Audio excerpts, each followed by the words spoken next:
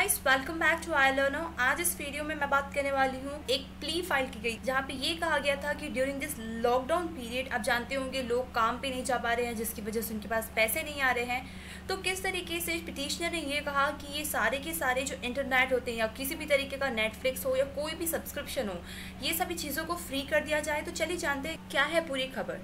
Basically आप इस slide में देख सकते हैं कि सुप्रीम कोर्ट ने रिफ्यूज़ कर दिया है एक प्ली जिसको फाइल किया गया था, जिसमें बात की गई थी फ्री कॉल्स के बारे में और डेटा यूजेस फैसिलिटीज ड्यूरिंग कोविड-19 लॉकडाउन। बेसिकली ये केस फाइल किया गया था कि लोगों को फ्री में कॉल की फैसिलिटीज और सारे के सारे जो इंटरनेट से चलने वाली चीज़ें हैं उनको फ्री कर दिया जाए और कुछ दिनों यानी कि लॉकडाउन के टाइम तक के इस चीज़ को ऐसे ही रखा जाए। तो इस चीज़ को लेकर के सुप्रीम कोर्ट की तरफ से बहुत ही ज़्यादा कड़ी प्रतिक्रिया आई है। उन्होंने बहुत ही कड़े शब्दों के साथ इस प्ली को डिक्लाइन कर दिया है। चलिए जानते हैं क्या था पूरा इशू। तो बेसिकली ये कहा गया कि इस लॉकडाउन के टाइम पे जो इनकमिंग कॉल्स है और चाहे वो कोई सब्सक्रिप्शन हो या किसी भी तरीके का, चाहे वो जियो हो, वोडाफोन हो या फिर भारतीय एयरटेल हो, इन सभी जो टेलीकॉम प्रोवाइडर्स हैं इन सभी लोगों को ये डायरेक्ट किया जाए कि वो किसी भी तरीके का चार्जेस न ले।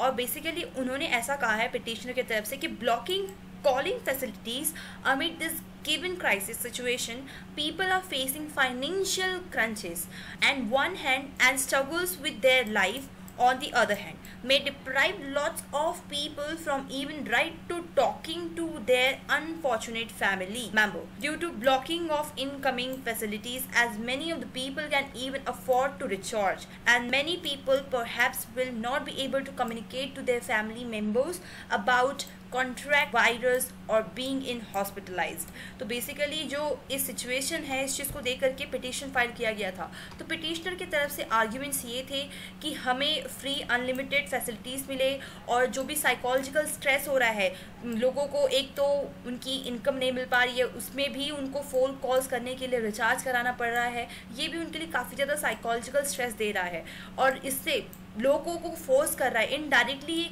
फोर्स है कि लोग इस फाइनेंशियल क्रंच के बीच में भी सब्सक्रिप्शन ले और रिचार्ज करवाए।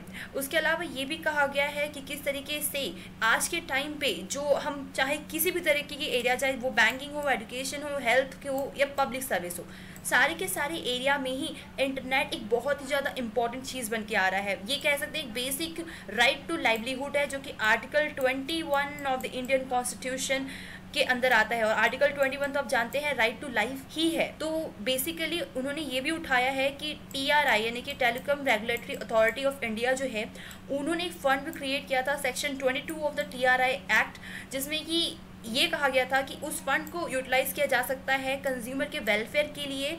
और अगर ऐसा कोई भी सिचुएशन आता है तो इसमें कोई भी जो एग्जिस्टिंग सब्सक्राइबर्स हैं उनके वेलफेयर के लिए हम स्कीम बना करके फंड को यूज़ कर सकते हैं।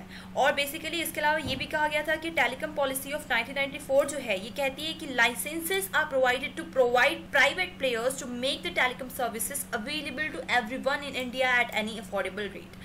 तो ये इनकी प्रतिक्रिया थी।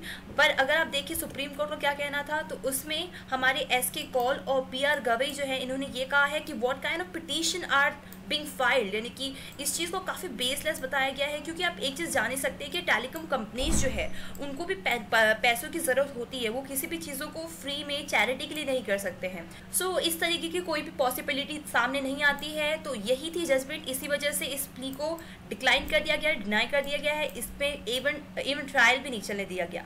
तो फ्रेंड्स कैसी लगी आपको ये न्यूज़? अगर अच्छी लगी हो तो आप इसे शेयर कर सकते हैं और हमारे चैनल को सब्सक्राइब जरूर कर लीजिएगा ताकि आपको सारी की सारी अपडेट मिलते रहे। That's all for today, bye.